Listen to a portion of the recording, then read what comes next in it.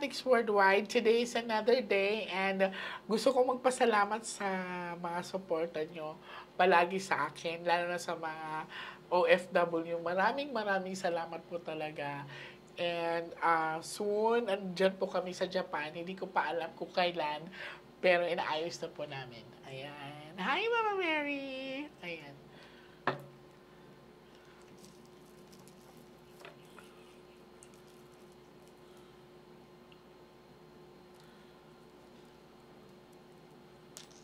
Partner mo to, no? Opo. Okay.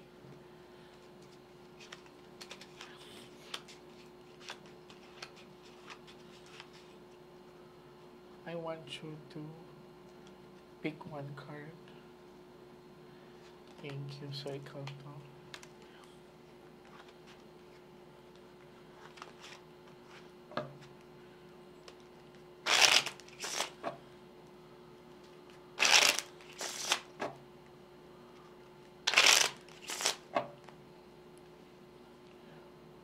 Cut the cards into three.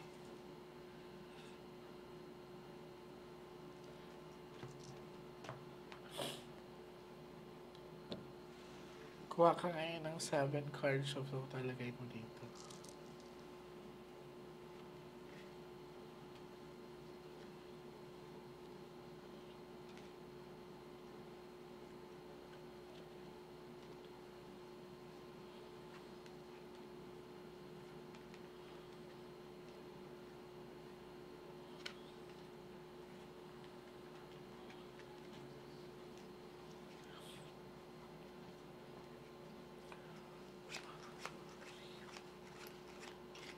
So this is you. I'm hoping that this is a red card. Pag may king dito siya na yan, ha?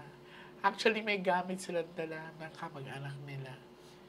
Yan. And, so, ikaw to.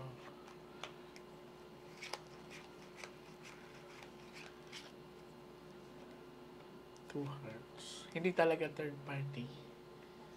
Two hearts kasi siya, darling. So, kung mapapansin mo, 7 of hook diamond, 8 of diamond. Pera. Ang dahilan. May paalam tayo. Ano to? Diba? This is 52 cards. Sa pinakita sa akin na mga baraha, si kuya ay binaril na malapitan. And ang pain na naramdaman ko is more on upper part. So, isa sa mga rason din kung bakit nangyari sa kanya to ay dahil sa pera. Yan. Okay. Tinanggap niya yung pagkamatay niya. Pero titingnan pa natin. Okay. This is 52 cards. We shuffle it together. Mr. malalaman po ba yan kung pagka yung may isusunod po siya or may balak Malalaman natin kung meron pang, huwag naman sana, kung may mangyayari pang hindi maganda. Not unless kung lalabas yung bad luck card. Mag-ingat talaga kayo.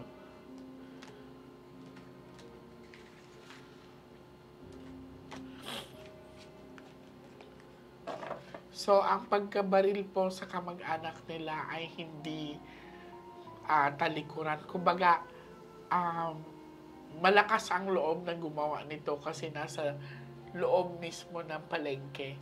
No?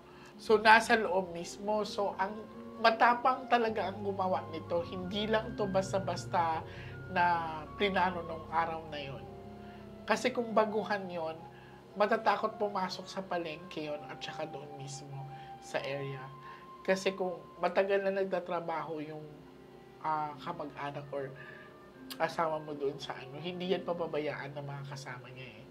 It so happened talaga na pinag-aralan yung gunman ay hindi siya baguhan. Kumbaga, ano siya, hired. Cut the cards into 3.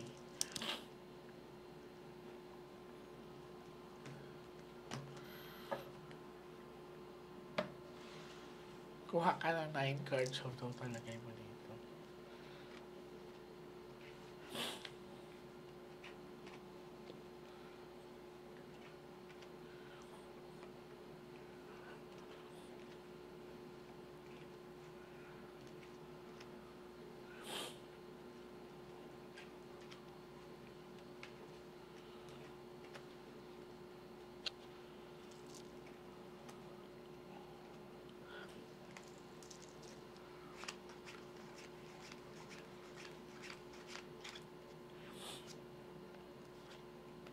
2 hearts. Tingnan mo, 2 hearts talaga.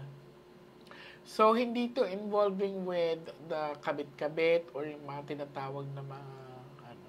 Kasi malinaw sa baraha, 2 hearts kasi talaga siya.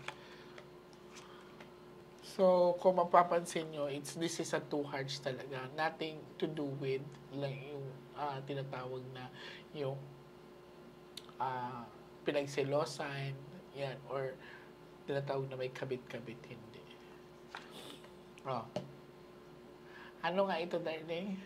Big amount of money. Yes. Di ba kakasabi ko lang sa inyo, hindi siya involved sa anumang kalandian, kundi ito po ay may kinalaman sa power and money. So, ang tumira sa asawa mo, sa family member niyo po, ay maaaring may pagkakautang sa kanila malaki. Okay? So, maaari din itong kompetisyon sa business. Basta involved po ito sa pera. Kung iisipin nyo, walang pagbabago ang baraha. Okay? Consistent ang baraha ninyo. Ayan o, walang tao na dyan. Consistent, kahit i-review nyo po ang recordings ninyo. Last set of the cards. Pero bakit Miss Joy wala pa po lumalabas na king? Na Hindi pa tayo tapos, baby. Okay.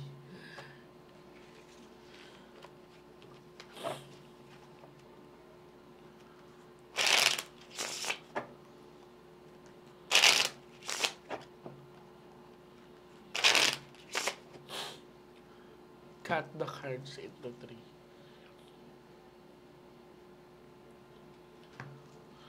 So, ano lang sabi pala ng mga police sa investigation? Ang mahirap kasi doon, nakakatakot lang kasi parang may police na involved din. Parang, alam mo yun, may power. Yan. Kuha ka ng last 12 cards of total. 1, 2, 3,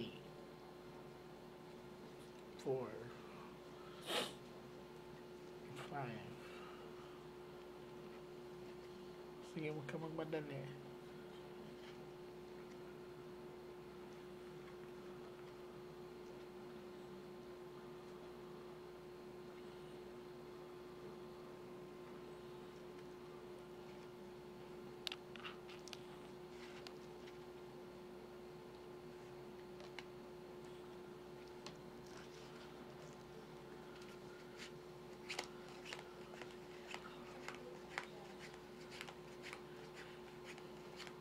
Sobra ka isa.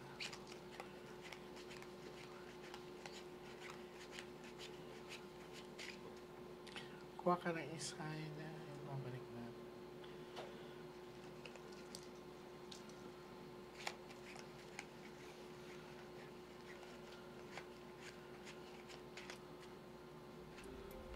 Money. Pero talaga. Ayun na. Ayun na inaantay mo, ha? Shit, kakilala niya. Kadikit, kumbaga, nakasalamuha niya.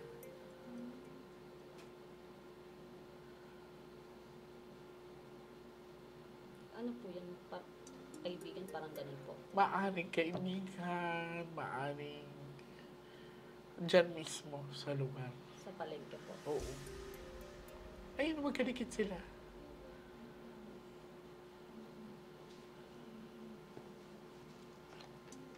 Magkadikit sila, kuya. Wala ka nakitang babae dyan, di ba?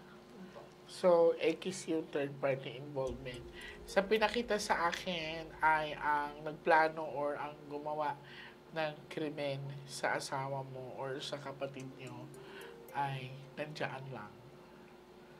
So, nakasalamuha daw kasi niya. So, in the first place, sa pinakita sa akin dito, since na nakasalamuha, binigyan na to ng warning. Okay? May nakaalitan ba siya doon sa Mga Mga customer lang po na bumibili po yun, parang normal lang naman po yun. Normal lang yun. Wala Parang kayo. wala naman po sa palengke. So, no, kakilala niya eh. So, kung wala sa palengke, baka isa sa mga, ano niya, na huminam sa kanya ng pera to. Yeah. So, maaaring transaction din to malaki. Kasi hindi ka pwedeng kumuha ng gunman na ganun kagaling kung wala kang pambayad. Uulitin ko sa inyo, kasi kung ito ay pipitsuging gunman lang, hindi to titira doon sa loob mismo. Doon yan sa labas na hindi siya... kasi alam niya sa sarili niya, kung ako gunman, papasukin ko yung loob ng palengke. Alam ko din sa sarili ko na pwede akong mahuli doon, pwede akong mamatay doon. Kasi lahat ng kasamahan ng kawan nyo, syempre madaming mga din doon, tutulong doon. Pero ganun kalakas, ibig sabihin nun, mamahaling gunman yun. Hindi ka kukuha kung wala kang pambayad. Okay. So, ang gagawin natin, nasa sa inyo na yun kung kailan kayo babalik. Bibigyan natin huling laban to si Kuya. Kasi hindi tayo pinayagan ngayon. Di ba nagpaalam tayo? Ngayon, bigyan natin siya ng huling laban kung makakausap nyo ba siya. So, balik kayo sa akin next week, Tuesday or Friday. Okay. Tuesday, Friday po. Ganun pa rin, ha? Huling pagkakataon. Kasi gusto ko din makatawid si Kuya, or let us say, gusto ko din na sana makausap niyo mismo kung may mensahe pa ba siya. So, we are not done yet. Pasalamat ko din ay hindi lumabas ang bad luck card. So, ibig sabihin, safe. Everybody is safe. Okay? So, maraming salamat sa inyo and God bless you. Thank you.